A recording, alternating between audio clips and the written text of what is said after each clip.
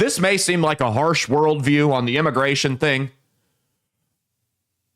but they've all got to go. If you're not in this country legally, you have to go.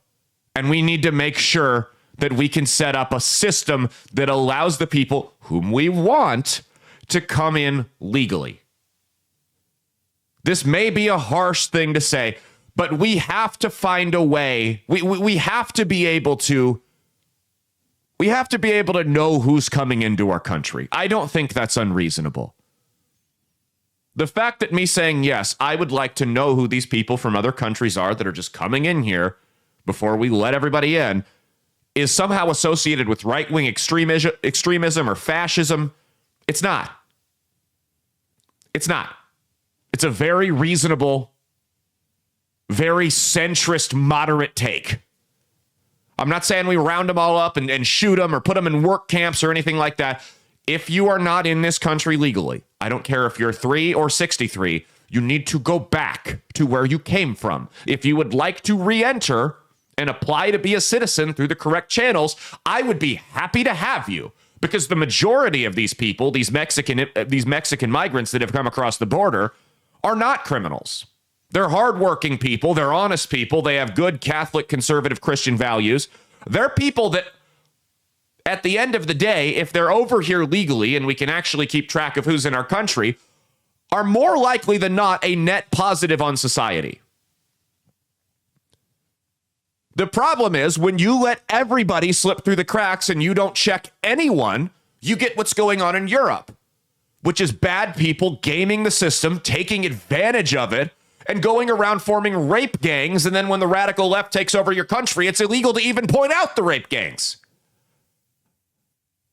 So we have to be able to have some type of idea who's coming into this country. Now, do I think that maybe it should be a little bit easier for someone to become a citizen, maybe a little bit less money? Sure, we can have that discussion. If you're not on some type of terror watch list or from a high-risk country, you don't have a criminal record, things like that, we can verify who the hell you are. Yeah, I don't have a problem with you coming in this country. Again, these are people, I would take most of these Mexican and South American migrants who are just coming over here to work and look for a better life for their family. I would take most of these people over any of the blue-haired pronouns for Palestine short bus brigade any day of the week. We'll do an even trade right now. We'll swap citizenships. How about that? We'll send we'll send the whole short bus brigade, all these blue-haired tranny freaks, over to Mexico and South America, and we will take these people in that are coming over here to work harder. I would make that trade any day. Trump's the deal maker. How do we get this done? But we still have to vet who the hell is coming into our country. There has to be a way to know who's coming into this country.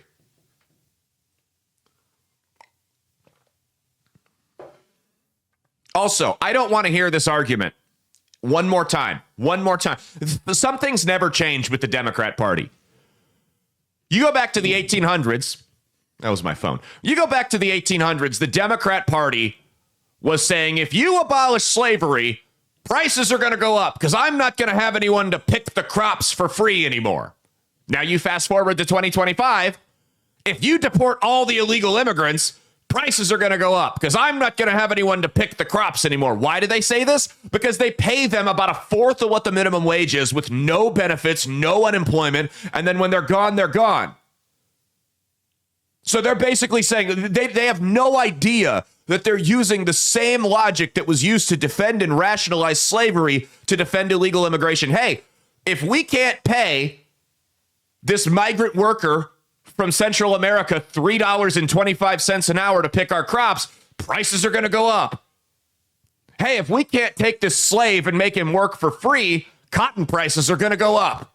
It's the same thing. Do you know what solved the problem? Ironically enough, do you know what solved the problem after slavery? Because prices did go up for a little bit. Do you know what solved the problem, though? It wasn't government. It was capitalism. A guy named Eli Whitney came up with this thing called the cotton gin, and there were some other technological advances that helped farmers pick crops more efficiently. And it evened itself out. It'll be the same thing here. The second they can't pay these workers $3.25 an hour anymore in cash under the table, innovation is going to sweep in. The market's going to come in and solve the problem. That's how it's worked throughout human history. This is not a problem that, yes, prices, I hate to break it to you, they really raid these farms, grocery prices going to go up for a little bit. They are. It's going to be a little tough. But innovation will eventually take place, and the market will correct itself. There will be some type of product, if it's not already there already, there will be some type of technological advancement that solves this problem, because that's how capitalism works. That's how the free market has worked throughout history. What the government needs to do after they solve this problem of illegal migrant workers is get the hell out of the way. Get the hell out of the way and let the market fix this, because I'm telling you, a demand will come up for something that is cheaper than American workers who are going to want $19 an hour to pick the crops. And we'll figure it out, especially with all the advancements in AI and machines these days. I'm not worried about any long-term surge in grocery prices if we deport a bunch of illegal immigrants. What I think is hilarious, though, is the Democrats that don't even realize they're using the same rationale that was used to defend slavery to defend illegal immigration.